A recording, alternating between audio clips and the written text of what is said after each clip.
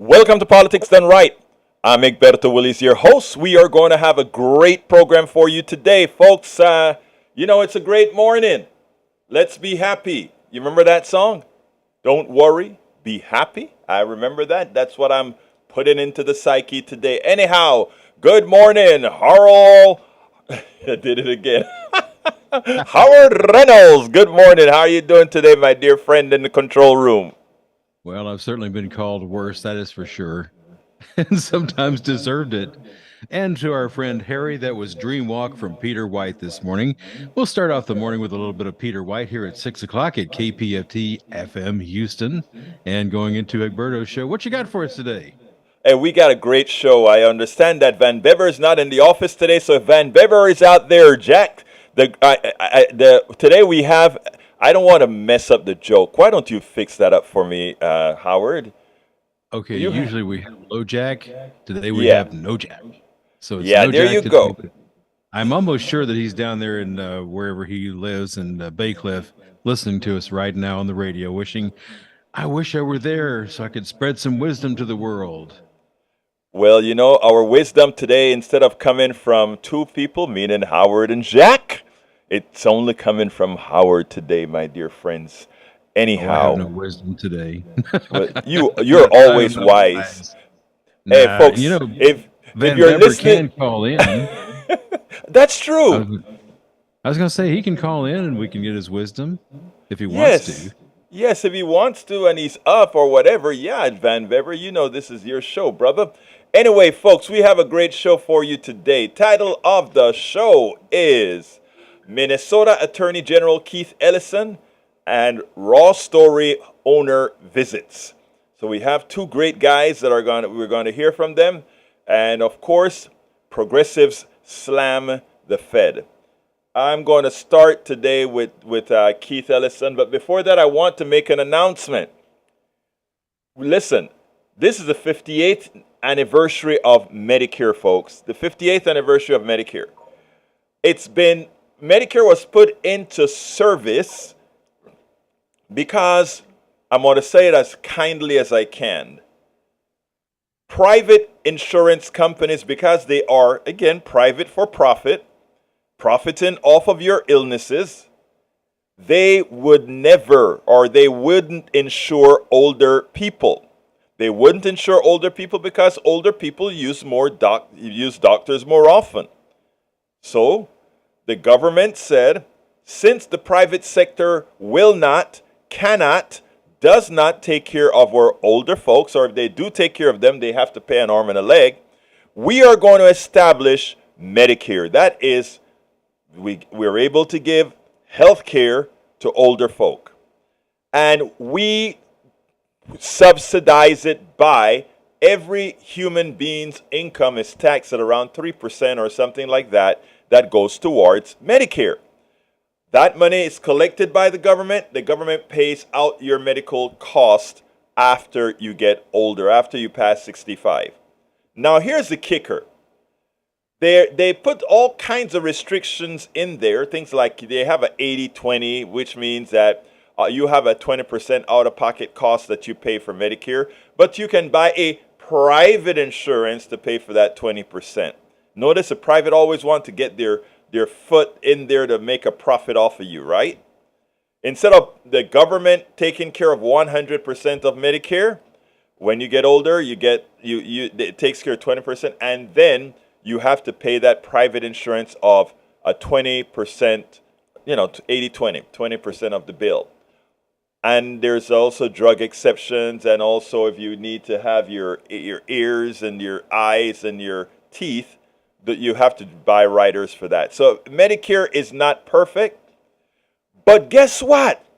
The private sector had an idea. They ensured, first of all, that Medicare was not the best, but then after that, they decided that, if we can coerce the government into coming back to us, the private sector, where we make a profit off of all the premiums we get, but in this case, all the premium comes from the government, we can create a Medicare Advantage that on the surface it seems to be cheaper than standard Medicare, because you know what? We are not going to have any premiums. We are not going to have that 80/20. We'll cover everything, right? But they charge the government that extra 20% off the top. So here the government is paying a private company an extra 20% to make a profit on old people, when if they just paid the 20% and not have the for-profits making a profit, that's extra money that could have been gone into the system. We're being screwed once again by the private sector, folks. We have to learn about this. But anyhow, we are having, well, not we, but there's a movie being screened called American Hospitals Healing a Broken System. It will be aired at the Carnegie Neighborhood Library. Write this down, folks. A lot to learn.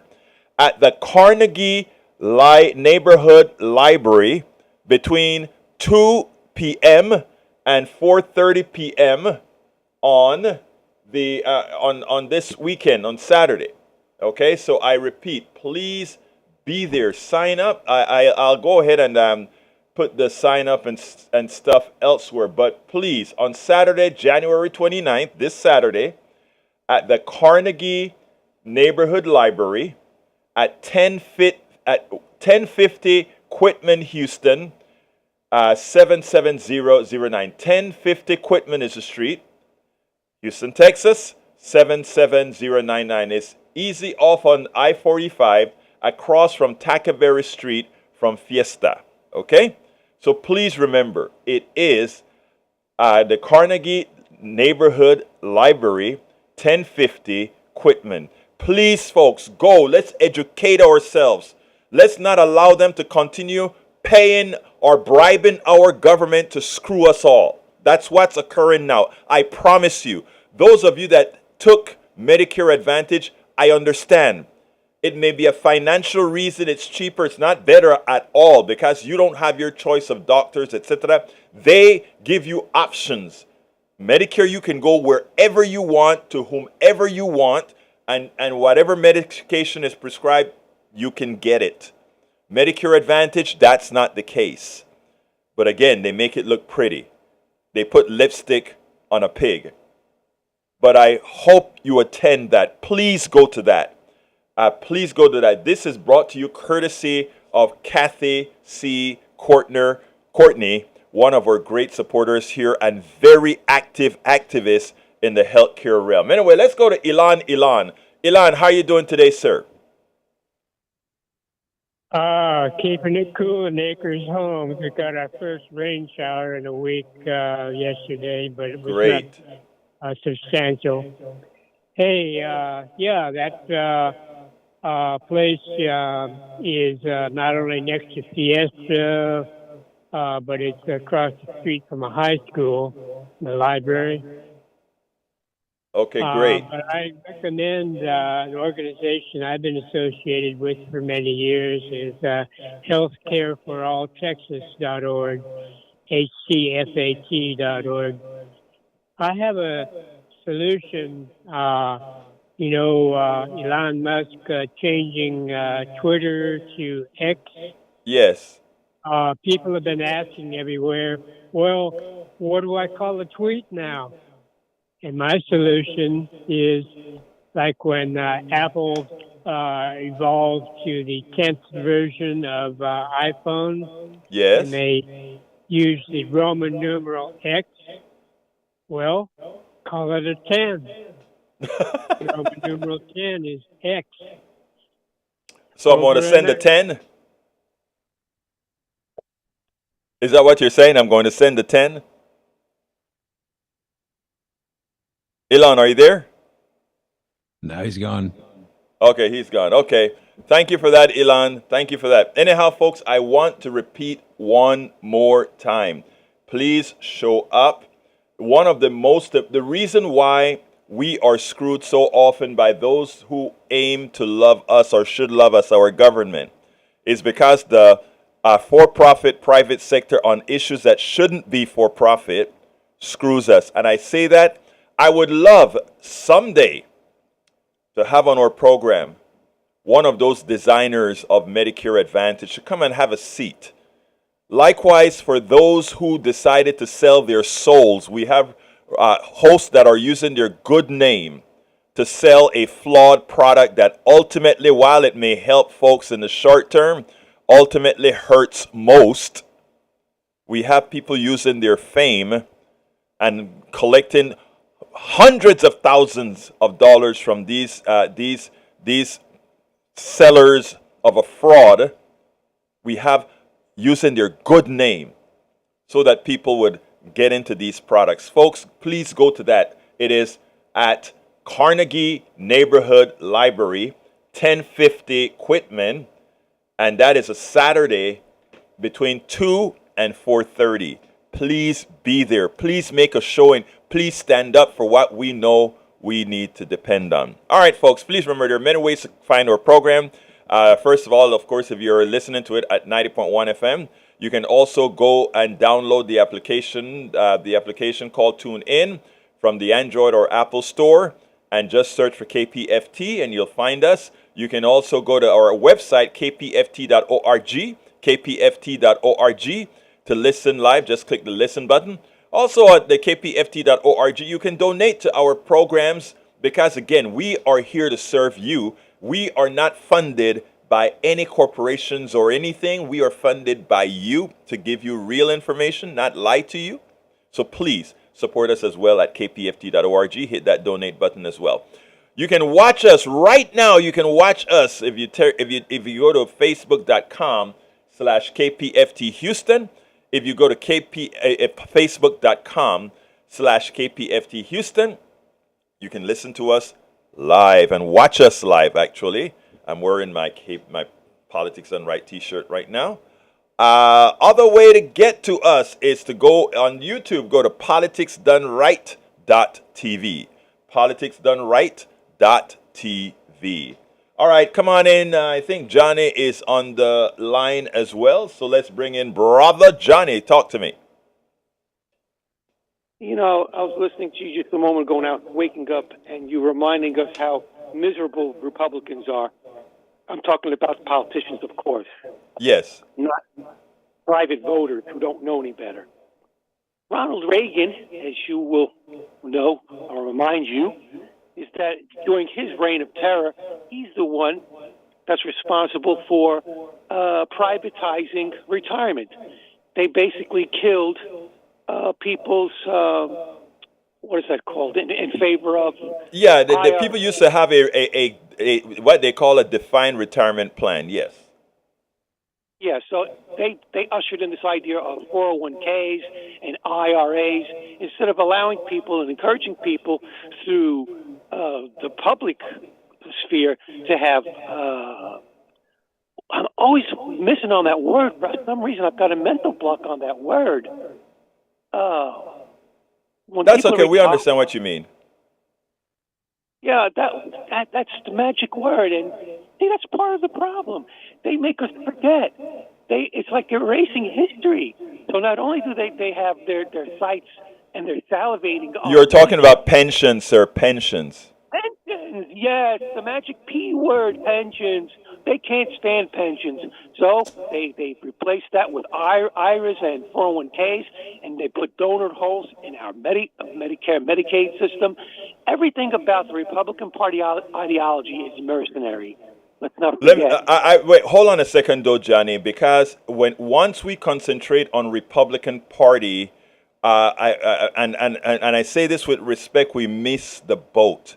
It's an ideology called neoliberalism, where we try to privatize everything and throw everything to this mythical market. And there is a sufficiently large chunk of Democrats, we call neoliberals as well, that unless they had jumped on board the Reagan wagon, etc., we would not have had these lousy policies. So while it's Republican politicians in the majority, we also have a large sect of Democratic politicians that need to be excerpted as well and replaced with good progressives, because again, this is a cancer within our society. Continue, my dear brother.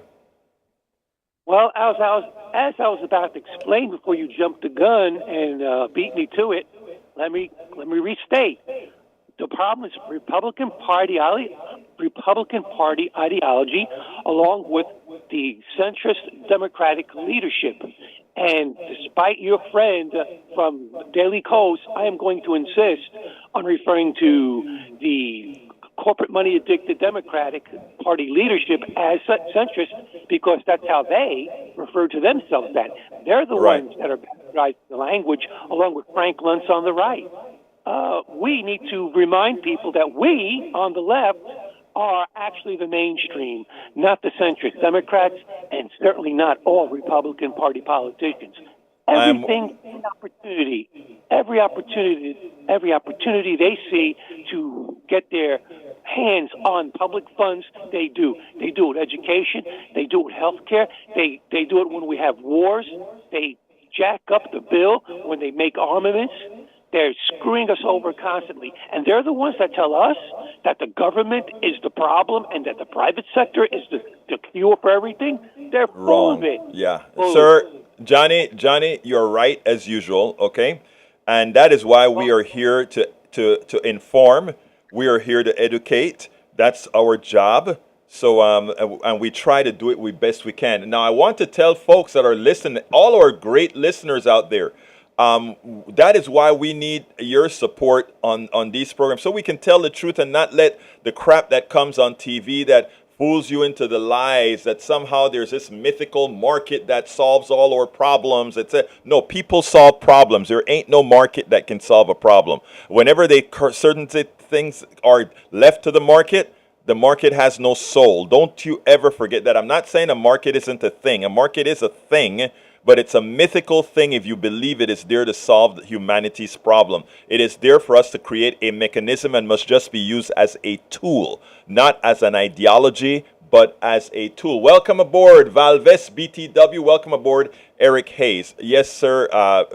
Johnny, let me go ahead and get to the Attorney General, because I want folks to hear this, as well as to the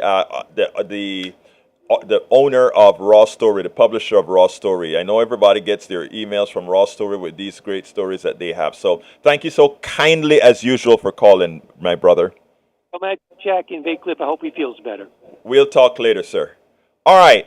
Let's go ahead and listen to Keith Ellison. I caught up with Keith Ellison in Chicago last week. I want you to hear our interview, and then we will take it on the other side.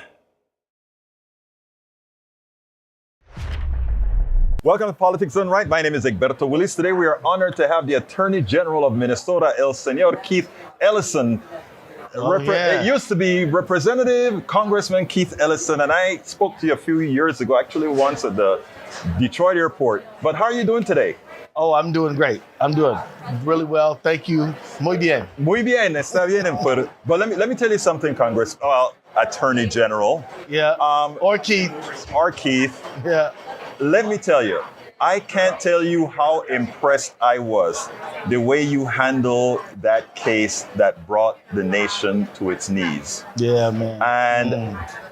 And let me tell you, first of all, nobody expected Keith Ellison to do the job that he did. And I can tell you something else. Singularly, there's a lot that could have happened that the way in which you handled that case prevented it from happening. Your thoughts? Well, I that's why I wrote this book, Break the Wheel, right. Ending the Cycle of Police Violence, because what I do at every juncture, every point of critical decision making is to talk about how it could have gone a lot of different ways. Right. A lot of the credit does not go to me or even my team.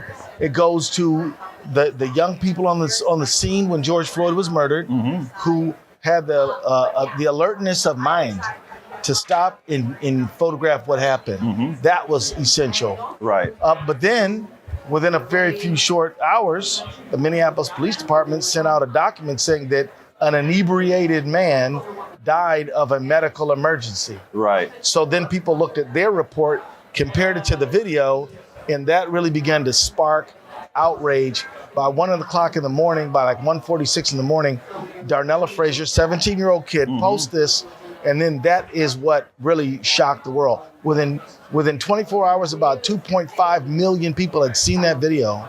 And then people were on the streets. They were marching. They were pushing the envelope. They were demanding change. And then that mass movement is what prompted the county attorney to, hey, my brother, good to see you. The county attorney to ask me to join him on the case, and then 2 days later, the governor appointed me to lead the case. So that was that. But things could have gone another direction. You know, like look at Breonna Taylor, which happened a few months before. Very little public attention, very little public discussion. And they were ready to just route that out to oblivion, like they do so many cases. Well, I think you're being a bit too humble here when you talk about it's not what the case. Somebody could have made that case a lot more different, as we know elsewhere. So I mean, no, I see people it's not for destroy you to cases. say, but I mean, I see prosecutors ruin cases a lot. That's what I'm talking about. And they don't call the right witnesses. They don't call any witnesses. They take it to the grand jury. And then the grand jury is secret. And then the grand jury says, oh, there's no bill of indictment. What the prosecutor doesn't tell you is they never put the facts or the law in front of the grand jury, which is exactly what happened in Breonna Taylor's case. And the guy who did it, Daniel Cameron, is the current Attorney General in Kentucky, and he's running for governor. And the grand jurors publicly accused him of lying on them, right? So I guess my point is, you're absolutely right. Doing these cases, there are a lot of discretionary decisions that happen along the way where you can just basically dump the case, right? And you can look like you're doing something, but really be operating against justice. And that is what was impressive. You stayed behind the scene when you needed to stay behind the scene, and you showed a face when you needed to show a face. And I think that requires a lot. But anyway, going on to another subject, recently you went ahead and helped out a whole bunch of folks who were into these homes. Tell us a little bit about that story. Well, housing is a major focus of what we do. As you know, as Attorney General, consumer protection is a big deal. Now, who is a tenant is a consumer of housing services.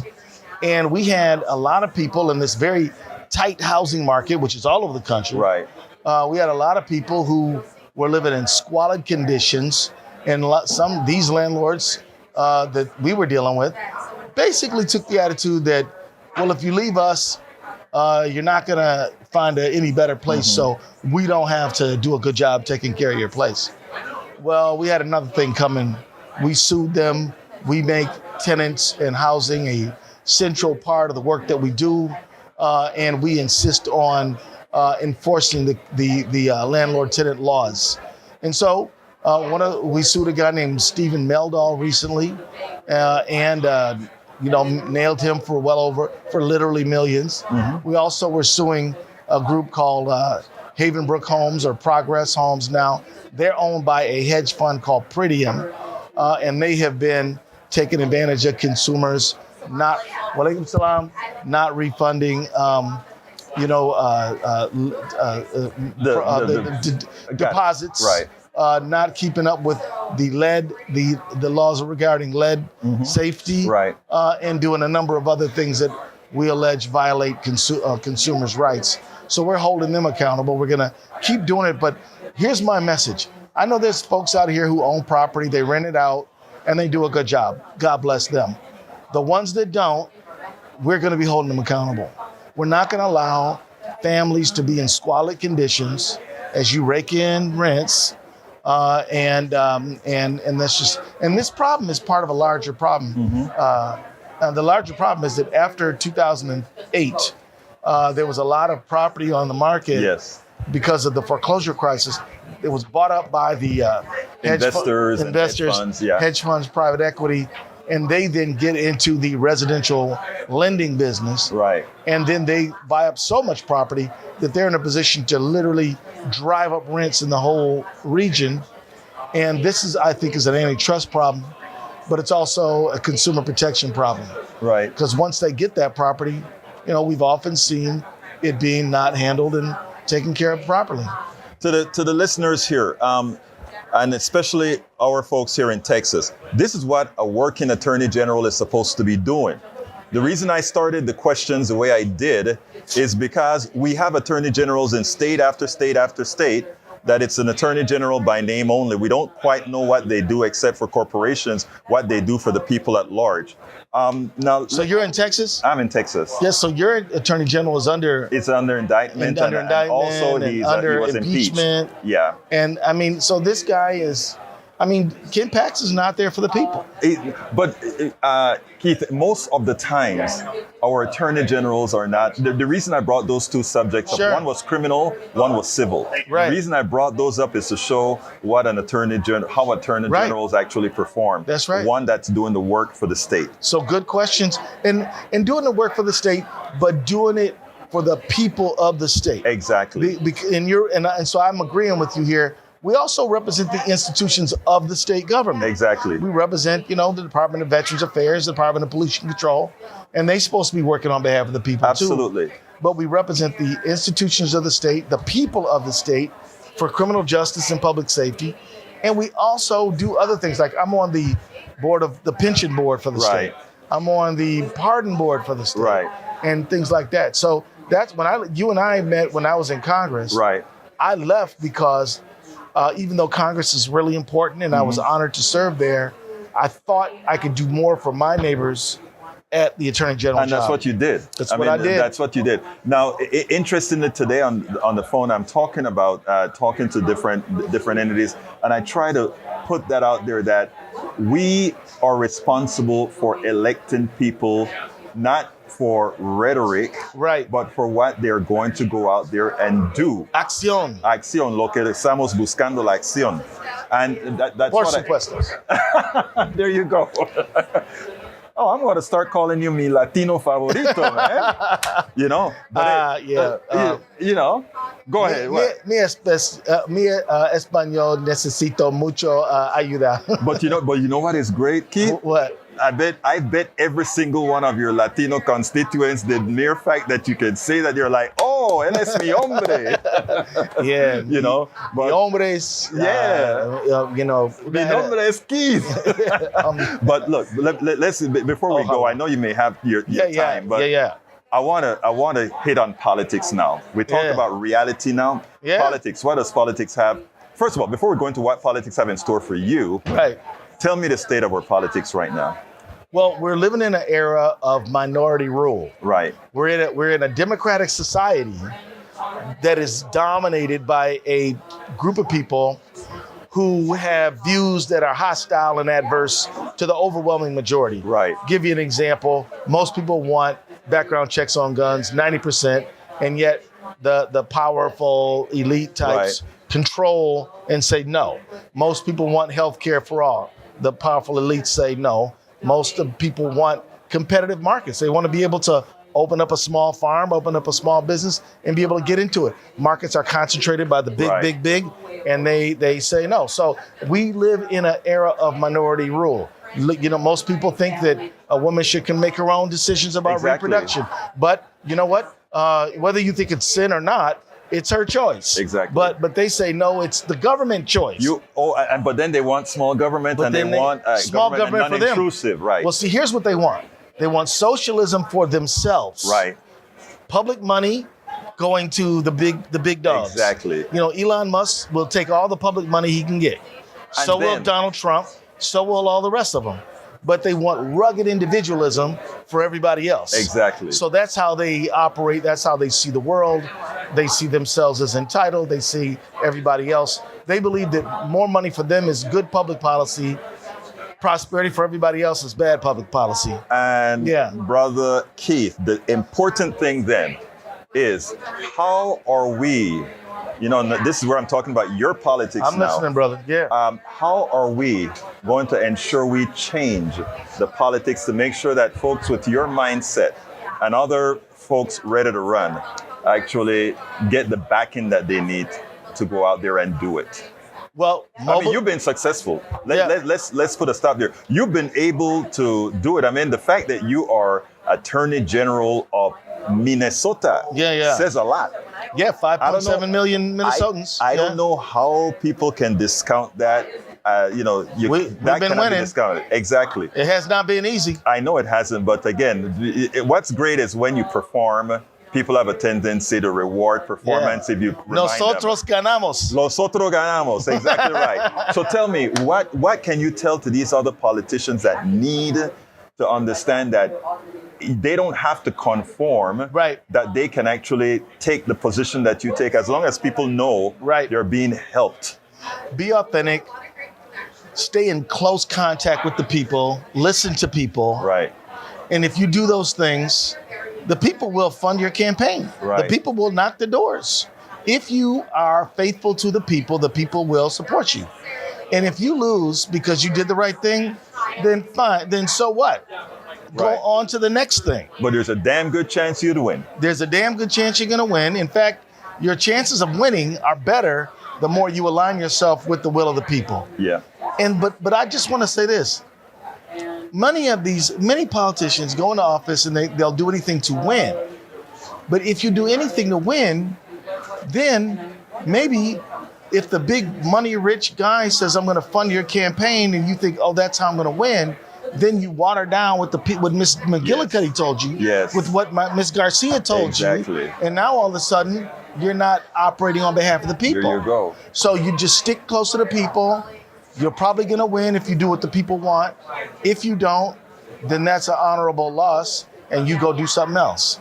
Keith Ellison. My brother. Good closer. Thank you hermano. so kindly. Mi hermano. Thank Mi you so hermano. kindly for Hey, being ¿de dónde a part. eres? ¿De dónde Yo soy eres? de Panamá. Panamá. Sí, pero soy americano, Yeah. naturalizado. Me gusta Panamá. Okay, está bien. All right, man. Hey, thank you, my brother. Well, folks, that was Keith Ellison. I hope you enjoyed that. And again, it's always about for the people. And that's what we are about here. It is for the people. It's the love of the people, not the love of some intrinsic. It's again for the love of the people. You do what the people want, and you can get elected over and over again. The truth, and honesty. That's not at all difficult. Unfortunately, too many of us fall for allow them to pit us against each other, allow us to fool us with a false ideology, allows us to incentivize us to vote against our own interests with a whole lot of, well, we'll go there another time. Anyhow, next person I want you to listen to is Michael Rogers. Michael Rogers is the publisher owner of Raw Story. I know many of you get those emails from that news site every day. I mean, these folks get 90 million views every month. I want you to check out Michael Rogers, and then we'll take it en el otro lado, on the other side. Michael. How are you, man? Rogers. Good to see you, Alberto. What's going on? And I met you several years ago right here at Netroots. The founder of Raw Story, and you bought up a whole lot of other stuff too, didn't you? A couple little things. What other I want to little give thing? credit to my friend John. He founded it. I got there a few months later. I thought you were from the beginning, man. Like, the site is 20 years old. I Yeah. was there for 19 years and 8 months. Okay, founder. I'm not going to change what It's I all said. good. I think it's all good. It's all Anyway, good. how's I just want to credit John. Yeah, it's good. because I think you picked up a couple others and Well, we got a site- consolidated it, right? Well, we have a site called Alternate, which Right. was founded in 1996. I remember the founding. Yes. And it was really an early leader on the web for Right. different than Raw. Raw's hard news. And we have some opinion, and there's more thoughtfully kind of curated opinion and issues over at Alternate. And people like that. And then another site we have is the New Civil Rights Movement. Okay, I didn't know that you owned this new that also. We added yeah. that to the repertoire. to the list, to the big repertoire. To of the what big we're up to. repertoire of what you're doing. So So, your and- traffic is pretty large and growing. 90 million hits a month or so. Yeah, I We're think big. that's excellent. I mean, Thanks. and how did you grow it from that little thing all the way up to where it's at right now? So I think part of it is timing. Right. Right. You couldn't start a Raw Story today like that. No, you couldn't can't. open up a computer, create a website, and say, I want to start to bring people in. Right. Because you're now in a media landscape that Right. you're fighting with 8 trillion other people. Right. But in the early days of Raw, John envisioned that we need a liberal alternative Right. to the conservative media that are constantly pushing their messages. You know, I once said, how can we influence the media? Right. And he says to me, it's far better to be the media than to try to influence it. I am going to tell you a thing. With Coffee Party USA, we came up with that moniker in 2000 and when did Obama did it? 2000. We came up with that moniker in 2010 to fight what was going on with all the bad media. That you remember, all the media was leaving things like throw grandma over the ridge or death panels. So we said we were going to be the media, and you know, for all practical purposes, we tried. You know, I used to write several years ago for Raw Story as well. You know, and it was always a place that folks are going to ultimately see your stuff.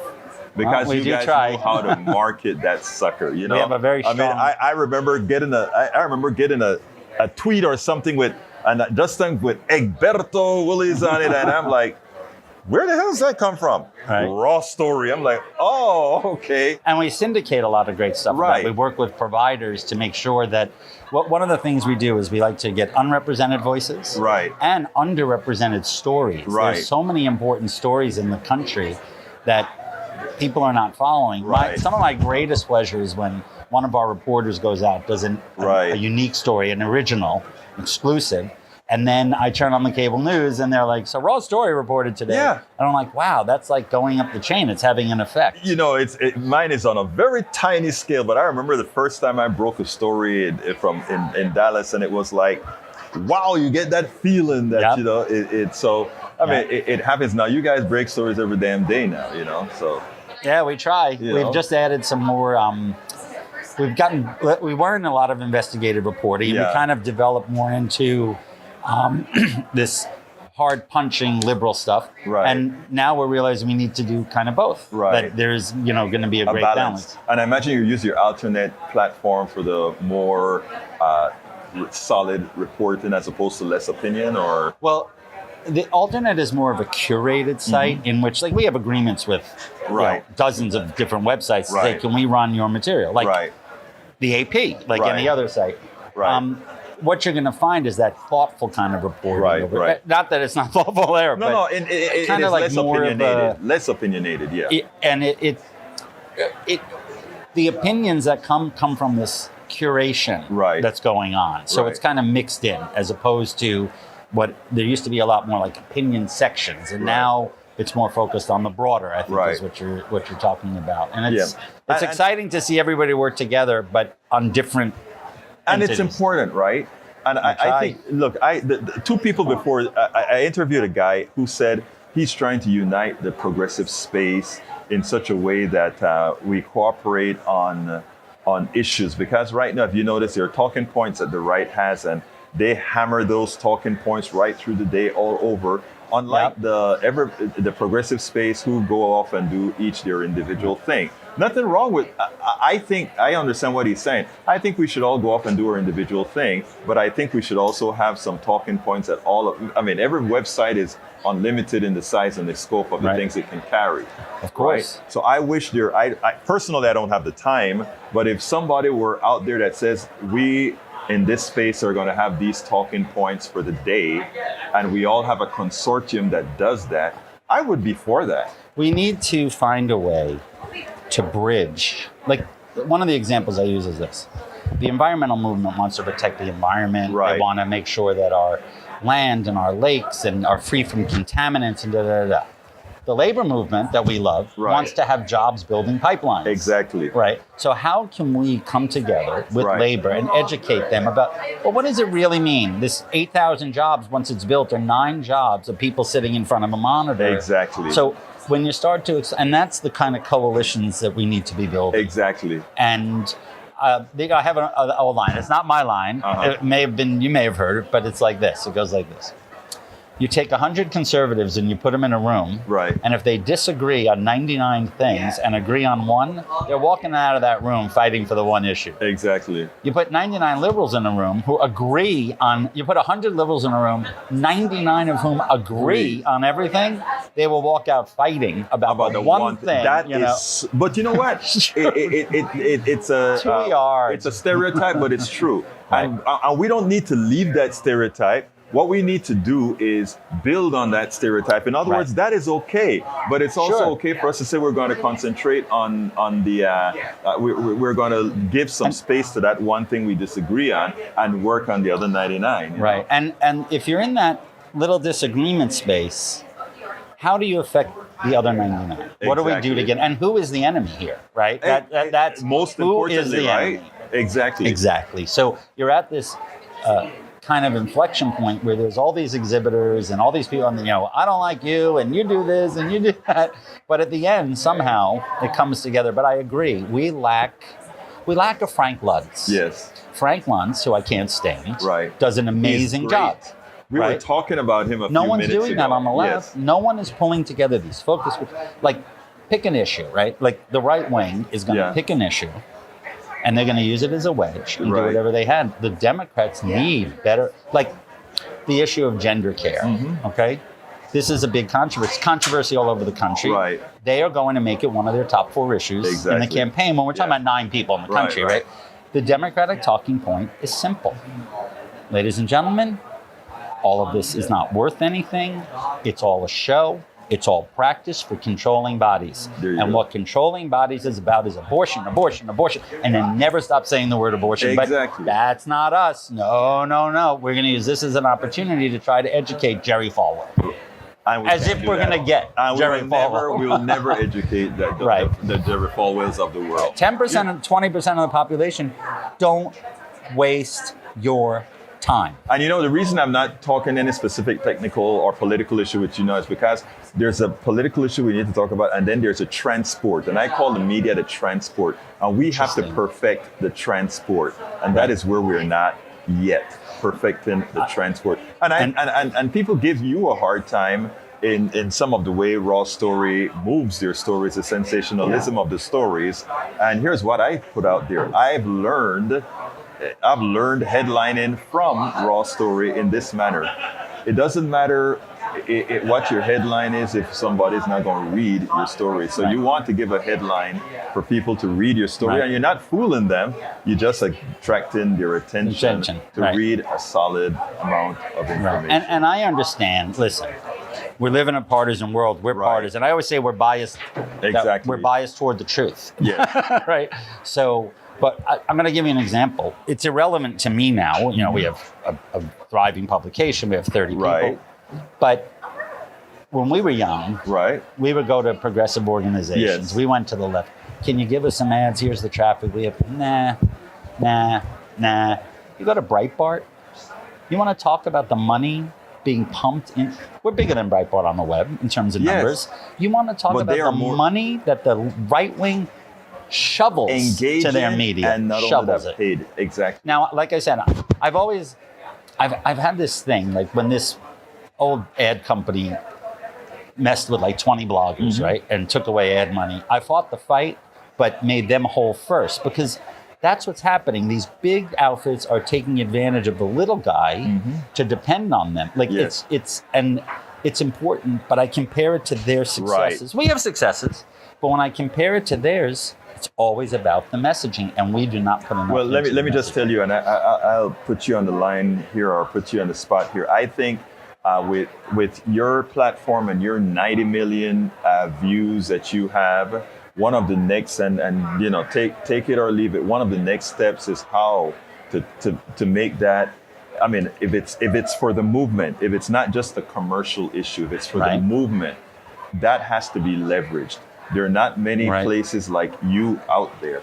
So you need to make money, in my opinion, and at the same time, got to pay the bills. Pay the bills, of course. But leverage that authority, that notoriety, in order for us to grow this space. Because again, if the space is grown, well, you're the big daddy in the field. you're the big daddy in independence, all right? We try. No. I mean, let's look at the numbers. You're the big Right. daddy in independence. So, I mean, as the big daddy in independent media and so forth, I think comes a lot of responsibility as well. I agree. One of the things that I think is really important about that responsibility is finding those stories. Right. Right. There was a kid who was killed. Right. Trayon White. No one heard of him. No one knew. Till We'd run a story, and it blows and then up. that night it's on MSNBC every and the others. and there we are. Yeah. And that to me is, we're not going to get the credit. We're not going to get some big award. Look, I've seen people get Pulitzers for exposing stuff we exposed you 6 did, months yeah. before. Yeah. So, but that's like the Oscars. That's all so internal. It's Right. so meant. Oh, we got to pump up the traditional papers. Got to Right. push that. So, you do the work, then they take it. But, in a way, if that helped to motivate the work, that's the kind of stuff that I get the most excited And again, about. that's the difference between a paper that's, you want to make a lot of money because with money you can do things. But Right. altruistically, it also means that you get the positive job done. Because Right. there are too many, the other side, the idea is they're just in it for the money and they'll lie for it. We tell the truth, Right. and at the same time we can use our notoriety to Right. make money. And I think as long as our progressive press do that, it'd be fine. I would like us to work a lot more together. I'm talking about the totality of what we do, because I think given that more Americans agree with the values that we support, I think, Of course. I think it is imperative that we do That's that. why our But campaign this time around should be Absolutely. abortion. But Give me a every other closer. word. That's the closer. That is what the people care about. Right. Go look at all the surveys. It is clear as day. But we'll find a way maybe to. Well, no, I have hope. I'm have sorry, hope. I hate the word hope. We are going to get it done. And it I hope takes, so. and again, with a platform like yours with 90 million, with what we're doing here and there, and my little platform with Rick Smith, Right. little platform, and But you're reaching the core. Yes. Right. So that's how a site, it all builds on Right. each other. And, Absolutely. one of the things, we sponsor Netroots Nation. right. And some of my friends will say, well, I don't think our publication would do that. We want to remain in a point, Yeah. really, you don't want to give any money is what you're saying. Yeah. Everyone knows that Breitbart is conservative. Yes. If Breitbart sponsors a right-wing conference, it's not going to be Yes. like, clutch my pearls. How could this happen? Right. And we need to step back. We need to step in and step forward and support the work. And it's really frustrating to me. Well, look, you're doing a good job. Good to Els. see you, man. Nice to see you. And, thank you so kindly for you'll being be here the Michael rest of the- Rogers. I'll be here for the whole conference. I'm going to do at least 30, 40, 50 interviews. Wow. But I'm speaking to people that are making a difference. And Well, I brother, appreciate you're that. not just making a difference. You're tearing it apart. I hope. And, We're trying. You keep doing what you do. Thank you so kindly for having been on Politics Done Right. Well, thank you for having me. I really appreciate it. Well, folks, that was Michael Rogers, the owner of Raw Story, real great publication that's out there. Given the space. Anyhow, folks, we are going to have a great ending here. 713-526-5738.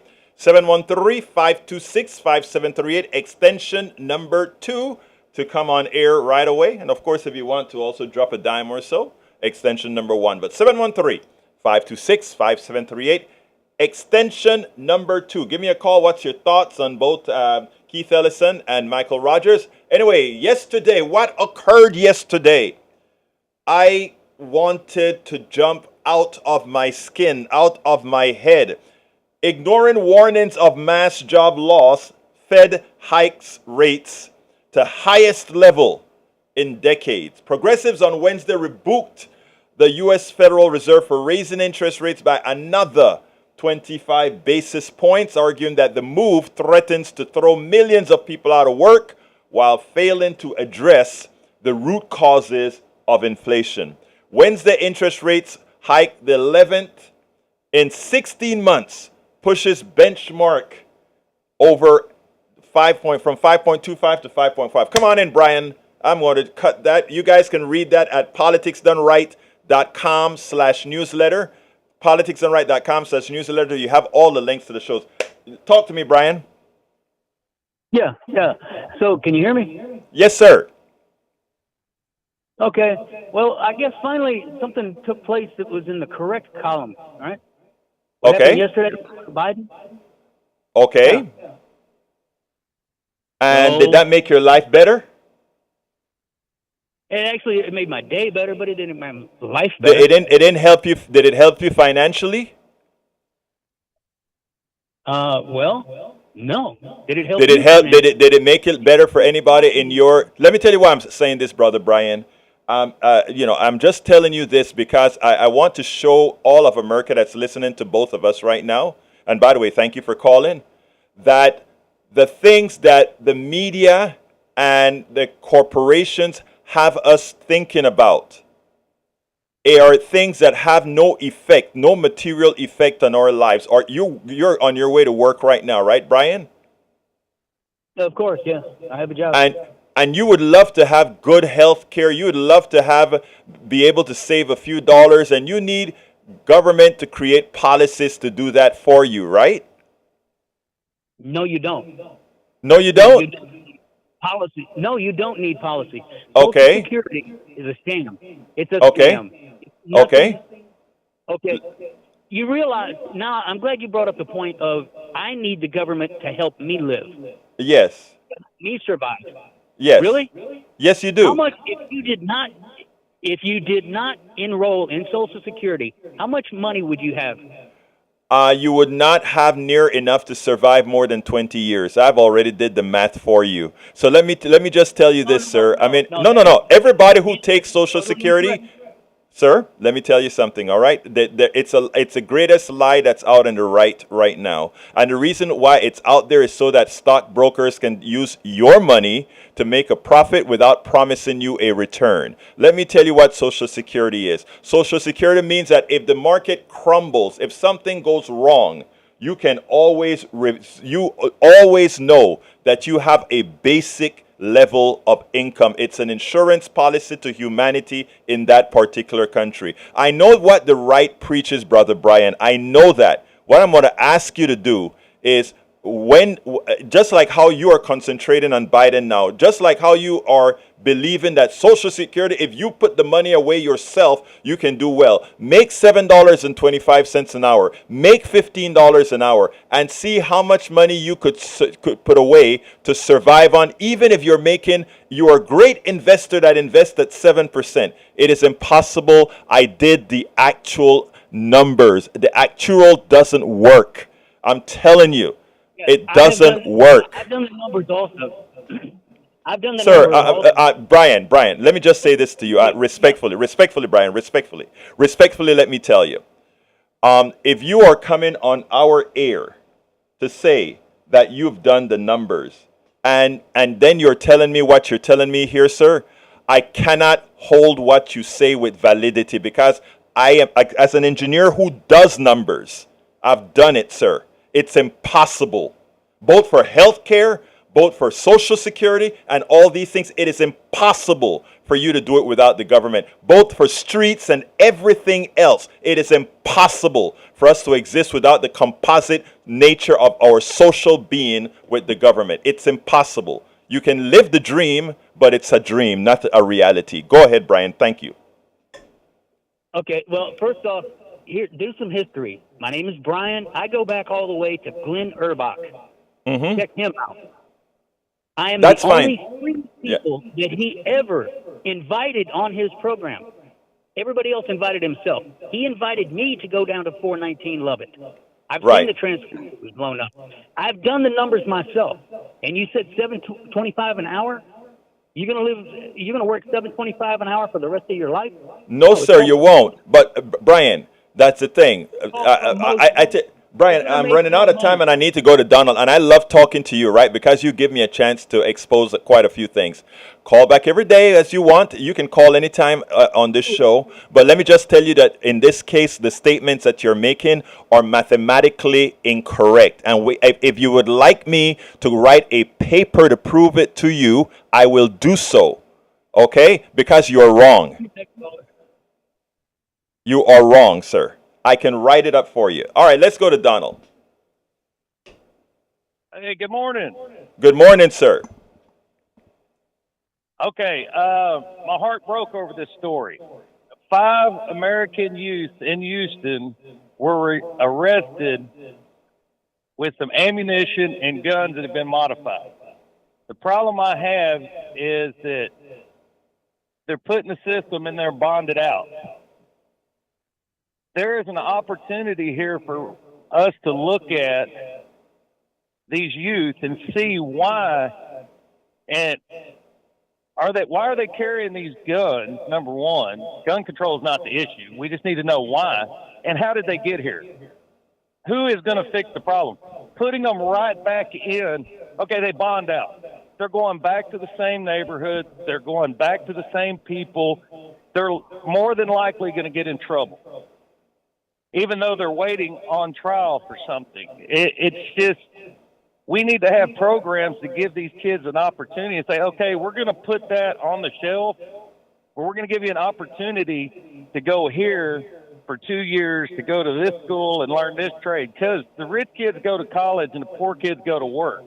If there's not work for them to go to and there's no mentors to mend them for what they're missing, we're just going to sit there and house this person maybe 5 years, 6 years when they get into more trouble for something. Then we can put a brand on them and we just start this horrible system that we got to pay for anyway. Why don't we fix the problem? Donald, how can I disagree with anything that you just said there, sir? You're absolutely right. And I think that is where good government comes in.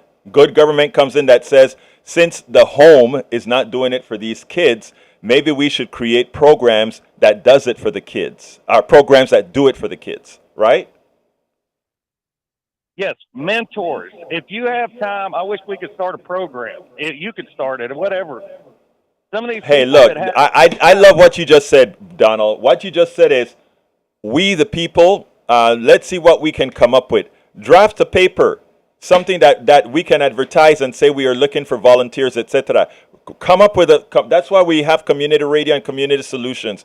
Come up with something, and you have a partner here, all right? Yes, sir. Take it easy. Have a good one. You too, Donald. All right, folks, we're coming near the end of the program. Like I said, please check out the story that we're doing on the feds. The inflation was created by the private sector. I repeat, inflation was created by the private sector. The private sector are the ones who have the power to raise rates. They raise the rates to make a huge profit, as shown on Wall Street. It's not because their cost increases, because they want to make more money. And the government is asking us, the feds are asking us to pay the bills for these guys' profits by increasing the rates. We'll talk about that tomorrow because I got to go. Howard, give me a quick 15 before we go. Very good show today, Egberto, and I'm, for one, am glad that there is Social Security. Absolutely so. Folks, my name is Egberto Willis. I want to thank Howard for being there. I want to tell Jack Van Bever, we missed you. My name is Egberto Willis. This is Politics Done Right, and you know how I end this, baby. I am what? Out!